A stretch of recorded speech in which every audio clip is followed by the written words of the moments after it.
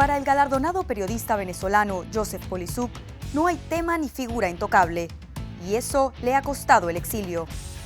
Somos 3 periodistas venezolanos que estamos temporalmente en Bogotá para seguir publicando un trabajo que nos han prohibido publicar en Venezuela y por el que nos han demandado. En esta edición especial de Efecto Naim, este valiente reportero nos habla en exclusiva sobre las complejas redes de crimen y corrupción que ha logrado destapar, desde las operaciones de narcotráfico de El Chapo Guzmán hasta las fronteras que cruzan los tentáculos del gobierno venezolano.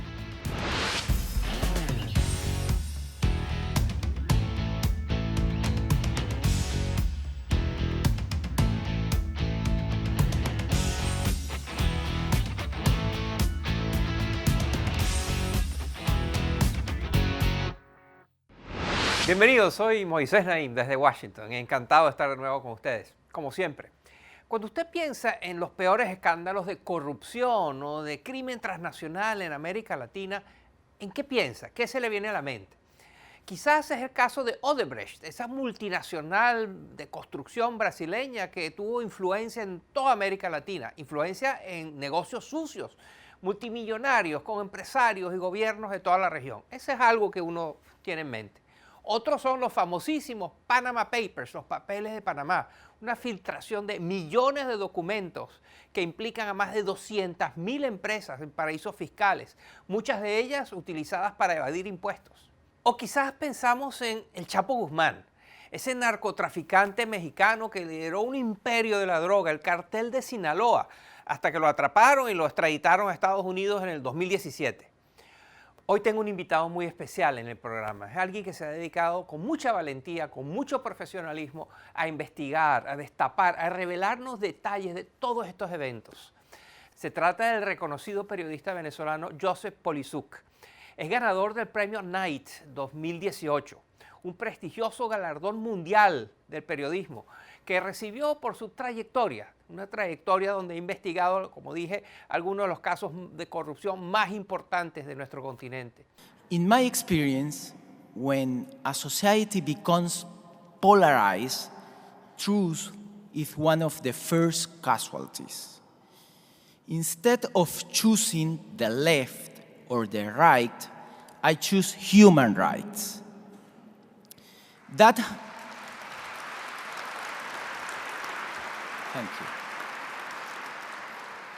Thank you. That has been my compass in this profession, in this adventure, and I hope it always will be. Y es que Polisuk con frecuencia arriesga la vida. La arriesga al adentrarse tocando, investigando, revelando temas, personas que pocos periodistas se atreven a tocar. Ha encontrado valiosísima información que incrimina a políticos y empresarios importantísimos de toda América Latina. Él los publica en una página de internet del cual él es el cofundador y es uno de sus jefes, que se llama armando.info. La gente siempre le pregunta que quién es Armando y ellos dicen que no, que es armar la información, Armando Info. En los últimos años, como era inevitable, era fácil suponer, él ha tenido todo tipo de amenazas, de restricciones, de situaciones muy difíciles. Lo ha hecho víctima de múltiples ataques. Es tanto así que hoy ya no vive en su país. Ha tenido que abandonar Venezuela y continuar con sus investigaciones desde el exilio. Hoy, en el estudio, Polisuk nos habla de sus experiencias y de sus sorprendentes e importantes descubrimientos. Esta es mi conversación con el talentoso y muy valiente periodista Joseph Polisuk. Miren. Usted es un periodista venezolano, pero ahora vive exiliado en Bogotá. ¿Por qué? Somos 3 periodistas venezolanos que estamos temporalmente en Bogotá para seguir publicando un trabajo que nos han prohibido publicar en Venezuela y por el que nos han demandado. Nosotros hemos decidido continuar con esta investigación porque no se trata de una investigación más, se trata de una investigación sobre el programa de los CLAP, que es el programa de alimentos subsidiados del gobierno venezolano. Estamos hablando en un país con hambre de la comida que reciben los que tienen más hambre. ¿Por qué se desmayó? Porque tenemos muchas horas para una caja de comida. ¿Cómo? Tiene demasiadas, cada hora parada aquí. Y no nos pasa. ¿Y por qué está parada aquí? Porque nos van a dar una caja de comida. Una caja de la comida. ¿Y qué es lo que ustedes encontraron de sus investigaciones en los clubs? Hemos analizado los alimentos de estas cajas CLAP que reparte el gobierno y ¿qué hemos encontrado? Analizamos 8 marcas de leche y en el peor de los casos, un vaso de leche normal equivale a 41 vasos de esa leche que reparte el gobierno, si es que podemos llamarla leche. Tiene bajo índice de proteínas y alto nivel de carbohidratos y sodio, por lo que no cumple con los requerimientos para considerarse leche, sino un producto a base de lactosa. La investigación fue hecha por el portal de noticias armando.info. O sea, es leche que tiene agua, que tiene otras cosas, que no es leche. ¿Tú has probado una leche salada? No. Eso se está tomando en estos días en Venezuela. Hemos descubierto que es alta en sodio y baja en vitaminas. ¿Y qué otra cosa encontraron sobre los clubs? Bueno, hemos identificado una serie de grupos y empresarios que se han llevado buena parte de la torta en un país donde incluso los empresarios tradicionales consentidos por el chavismo no tienen acceso a las divisas. Los empresarios que están detrás de esta trama y que nosotros hemos identificado son colombianos. Encontramos empresas recién creadas en paraísos fiscales que esconden a estos nuevos empresarios que están llevando la comida a Venezuela. Pero además hemos encontrado sobreprecios en las propias facturas que ellos dan. ¿Qué reacción han tenido esos empresarios que ustedes acusan? Bueno, la reacción originaria fue demandarnos. Nos demandó un ciudadano colombiano llamado Alex Saab. Esta persona, este ciudadano colombiano que los demandó, presumiblemente los demanda porque cree que ustedes lo están difamando, que no es cierto lo que ustedes lo acusan de haber hecho. Lo único que demostramos es que él estaba detrás de estas empresas registradas en paraísos fiscales y con pruebas. En cambio, hoy en día en la prensa colombiana y en México las autoridades empiezan a vincularlo ya no como el empresario detrás de este programa de alimentos, sino como un hombre vinculado como testaferro o no sé de qué otra forma al presidente Nicolás Maduro. ¿Y qué otros negocios tiene el señor Saab? Nosotros empezamos a verlo en diferentes negocios, no solamente el de los alimentos subsidiados, también en Trenaco, que es una empresa petrolera, y mucho antes en el caso del Sucre, que era una moneda de libre convertibilidad en la zona del Alba, Ecuador, Nicaragua, Venezuela, y también en unas viviendas prefabricadas que nunca construyeron y cuya foto la pueden encontrar en nuestro site en armando.info. ¿Quién es el abogado del señor Saab? Tiene un abogado en Venezuela que se llama Amir Nazar y tiene un abogado en Colombia que se llama Abelardo de la Espriella. Otra de las investigaciones que ustedes han hecho tiene que ver con el coltán. ¿Qué es el coltán? El coltán, también llamado oro azul, es un mineral estratégico muy empleado en la miniaturización de la tecnología y ha provocado guerras en el África subsahariana. Y resulta que nosotros, en la triple frontera de Brasil, Colombia y Venezuela, tenemos coltán. ¿Y su investigación qué reveló? Sí, eso fue hace unos años con mi compañera Emilia Díaz y empezamos a rastrear varios cargamentos ilegales de coltán y llegamos a determinar que uno de ellos era comerciado en Corea del Sur. ¿Y quiénes estaban detrás de ese negocio? ¿Quiénes eran los beneficiarios? Bueno, lo que hemos descubierto son redes informales que empiezan a emerger en el sur de Venezuela y en toda la Amazonía con respecto a eso. Al regresar de la pausa, seguimos conversando con Joseph Polisuk sobre los escándalos más sorprendentes de América Latina. El de Odebrecht no fue un mero intercambio de sobornos a cambio de sobreprecios. Odebrecht incluso dispuso el equilibrio político de la región.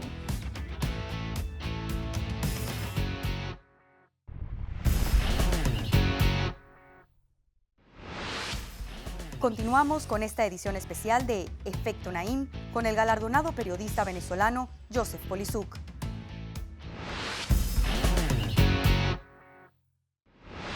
¿Qué relación hay entre el cartel de Sinaloa y el aeropuerto Simón Bolívar, el principal aeropuerto internacional de Venezuela? Es una investigación que publicamos hace ya un par de años y fue muy interesante porque nos permitió determinar que el cartel de Sinaloa, incluso a través de determinar la identidad de uno de los pilotos del Chapo Guzmán, pudimos ver que despegaba y aterrizaba aviones desde el terminal auxiliar del aeropuerto de Maiquetía al lado del hangar presidencial donde entraba y salía el avión del expresidente Hugo Chávez. Y ustedes también investigaron a Odebrecht, tienen ciertos datos sobre Odebrecht, pero tienen una visión más amplia del rol que jugó Odebrecht más allá de la corrupción. Cuéntenos. Sí, nosotros estamos investigando el caso Odebrecht todavía en compañía de otros aliados latinoamericanos como IDL en Perú, en Argentina, el diario La Nación, la prensa en Panamá. Y es bueno que sepamos que lo de Odebrecht no fue un mero intercambio de sobornos a cambio de sobreprecios. Odebrecht incluso dispuso el equilibrio político de la región. Y eso lo pudimos determinar cuando vimos que, como un caballo de Troya, Odebrecht se metió a hacer lobby y a jugar duro en el Congreso brasileño para que Venezuela entrara en el Mercosur. Se suele creer que la alianza bolivariana hizo que Venezuela terminara de salir de la comunidad andina al Mercosur. Y resulta que lo que Lula y Chávez no lograron, lo logró Odebrecht. Recientemente en Colombia hubo unas muertes de gente que estaba vinculada a esta investigación, a abogados, jueces, etc. La Fiscalía informó que Alejandro Pizano murió por ingesta de cianuro. El joven era hijo de Jorge Enrique Pizano, quien también murió la semana pasada, días antes del deceso de su hijo. El padre era auditor de la Ruta del Sol 2 y apareció en las grabaciones divulgadas por Noticias 1, hablando en 2015 con el entonces abogado Néstor Humberto Martínez sobre aparentes coimas de Odebrecht. ¿Qué nos puede decir de Odebrecht en Colombia? No he estudiado tanto la trama de Odebrecht en Colombia, pero por lo que queda claro es que, como en Venezuela, de otra manera, en Colombia tampoco se ha llegado hasta las últimas consecuencias. Y a mí lo primero que me viene a la memoria, lo primero que me viene a la mente, antes de dar conclusiones, porque creo que habrá que investigar estas muertes, es cómo murió en enero del 2017 un juez de la Corte Suprema en Brasil en un accidente inesperado, un accidente aéreo, poco después de que él abrió la investigación en la Corte Suprema de Brasil. Estamos decretando luto oficial por un periodo de 3 días. Un modesto homenaje a quien tanto sirvió a la clase jurídica, a los tribunales y al pueblo brasileño. Los Panama Papers, los papeles de Panamá, una filtración enorme de datos financieros de todo tipo de personas, empresas, de todas partes del mundo. ¿Usted también tuvo que ver con eso? Sí, Moisés, yo creo que los Panama Papers son un espejo del mundo. Nosotros lo coordinamos en Venezuela y creo que muestran en Venezuela y en América Latina cómo funciona la región. A lo que me refiero es que en Europa vimos mucha evasión fiscal, pero en Venezuela y en Latinoamérica vimos más corrupción. Cómo políticos y personas políticamente expuestas guardaban y ocultaban el dinero en paraísos fiscales. ¿Como quién, por ejemplo? Bueno, el caso más emblemático en Venezuela es el de la famosa enfermera devenida luego en tesorera de la nación, que con su esposo, guardaespaldas de Hugo Chávez, les encontramos una fortuna. ¿Quién es? ¿Cómo se llama esta enfermera? Claudia Díaz y Adrián Velázquez. Básicamente, los Panama Papers fue una investigación a partir de esta filtración de un bufete. Y así pudimos conectar los puntos y determinar que ellos habían guardado una fortuna en un paraíso fiscal. En España, la Audiencia Nacional dio luz verde a la extradición hacia Venezuela de Adrián Velázquez Figueroa y Claudia Patricia Díaz Guillén. La pareja, uno ex guardaespaldas de Hugo Chávez y la segunda ex enfermera del fallecido mandatario venezolano. Ellos son solicitados por las autoridades en Caracas con los delitos de lavado de activos y enriquecimiento ilícito. Ese es el caso más escandaloso en Venezuela de los Panama Papers porque muestra fortunas súbitas. Pero aquí hay casos, creo que, más preocupantes que hay que ponerles la lupa. Por ejemplo, el caso de la triangulación de pasaportes venezolanos que a contracorriente de la ley y clandestinamente se imprimían por una empresa alemana en Alemania, pero a través de un banquero peruano llamado Pancho Pardo por orden del gobierno cubano. Y aquí lo más grave es que entonces el gobierno cubano tenía acceso al registro civil venezolano y de manera que muchos se preguntan si pudieron crear identidades falsas. Usted también ha investigado mucho el Poder Judicial, a jueces corruptos. Y hubo una instancia en la cual ustedes estaban investigando a los jueces y los retuvieron. Cuéntenos eso. Todo eso lo hemos hecho en el site armando.info. Nosotros, una de nuestras metodologías en un país con fuentes cerradas como Venezuela es determinar cómo está la justicia venezolana. Y a través de datos pudimos determinar que al menos 40% de los jueces penales del país no son solamente simpatizantes del gobierno, son militantes de base, están inscritos en el partido de gobierno. ¿Qué justicia puede haber en un país como ese? El periodismo de investigación enfrenta presiones y sobornos de todo tipo. Esa es una de las grandes tentaciones, que te pongan un maletín en la mesa y que termines aceptándolo. Al regresar de la pausa, Joseph Polisuk nos revela cómo se ha enfrentado a estos y otros desafíos.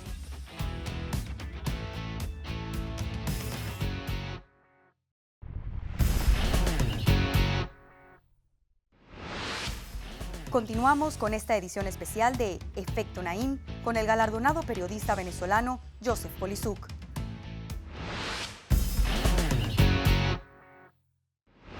Hábleme de su oficio. Usted es un periodista que hace investigación de temas muy sensibles.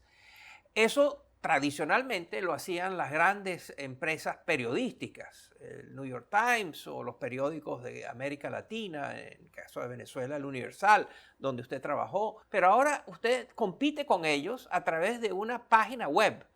Cuéntenos esa dinámica. Sí, yo creo que El País de España habló hace un par de años sobre la primavera de los medios digitales en Venezuela.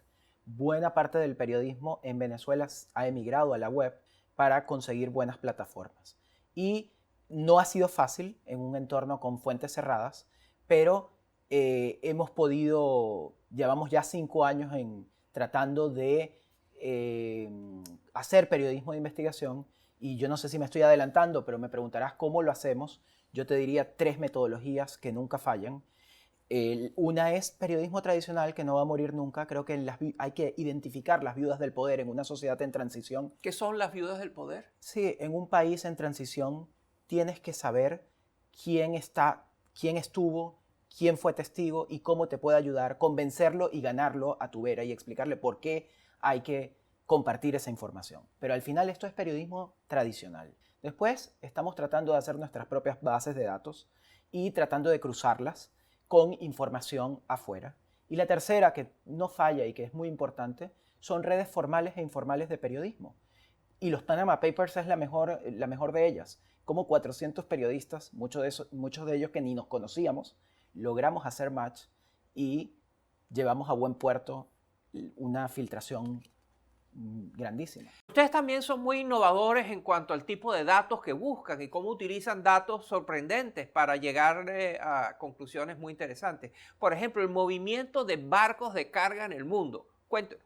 Bueno, en la investigación que ha liderado mi compañero Roberto Denis sobre los CLAP, el programa de alimentos subsidiados, siempre estamos pendientes de qué llega a los puertos de Venezuela, de qué comida llega y a través de qué empresas. Y así empezamos a cruzarlas, y esa es una de las metodologías que empleamos. Entonces, hemos digitalizado algunas bases de datos de puertos y de esa forma, eso es un insumo y una fuente de las que tenemos. Evidentemente, usted tiene un oficio muy peligroso. Usted atenta a intereses muy importantes, donde estamos hablando de cantidades de dinero enormes, pero también muchos de estos personajes que usted investiga son personajes que están asociados con grupos violentos.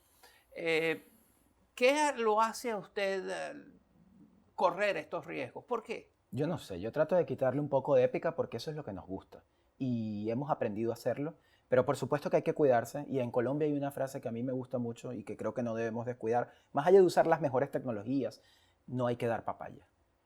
Hay que tratar de cuidarse y de ser discreto. ¿Ustedes creen que van a ir más allá de Venezuela? Ya están internacionalizando muchas de sus investigaciones. ¿Es su próxima etapa empezar a ver estas situaciones de corrupción en otros países? Bueno, es lo que queremos. No sé si lo vamos a lograr, pero el chavismo, el proyecto político del chavismo es regional.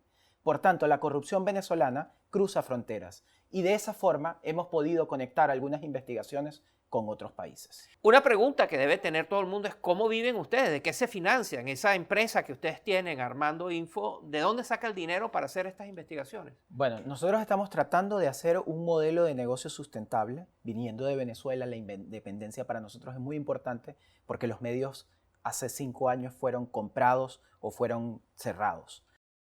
En Venezuela, los medios de comunicación son víctimas del régimen de Nicolás Maduro. 49 de ellos han sido obligados a abandonar sus transmisiones en lo que va solamente en este año. Tan solo la semana pasada le tocó el turno a 2 televisoras internacionales y 2 emisoras de radio con más de 3 décadas de operación. Pero mientras tanto, hemos tenido donaciones, vendemos bases de datos, vendemos libros, el libro de los Panama Papers está a la venta y tratamos de hacer eventos también. Como usted sabe, en Venezuela y en otros países de América Latina, una de las cosas que hacen los gobiernos es comprar a los medios de comunicación que los son críticos. Y muchas veces esas compras no son abiertas, son a través de interpuestas personas o de empresarios que se declaran empresarios independientes y tienen mucho dinero para comprar y después acallar medios de comunicación que son muy críticos. Y usted me contó de un incidente en el cual intentaron sobornarlo. Sí, una vez nos ofrecieron trabajo para callar una historia. Esa es una de las grandes tentaciones, que te pongan un maletín en la mesa y que termines aceptándolo. Afortunadamente, nosotros dijimos no gracias, espero que la próxima sea igual. Joseph Polisuk, periodista de investigación, valiente. Dependemos de muchos como él para que en nuestra región empiecen a estar más claros quiénes son los artífices de las tragedias que acosan a muchos de nuestros países. Creo que colectivamente todos estamos agradecidos a estos jóvenes periodistas que están dispuestos a correr todos los riesgos con tal de que nosotros sabemos qué pasa. Muchas gracias, Joseph. Gracias a ti. Y hasta aquí el programa con el periodista Joseph Polisuk. Lamentablemente se nos acabó el tiempo. Espero que les haya interesado. Y recuerde, si quiere recibir todos los lunes en su correo electrónico lo más reciente de Efecto Naim, por favor, suscríbase a nuestro boletín a través de nuestra página web efectonaim.com. Gracias por acompañarnos. Nos vemos la semana entrante.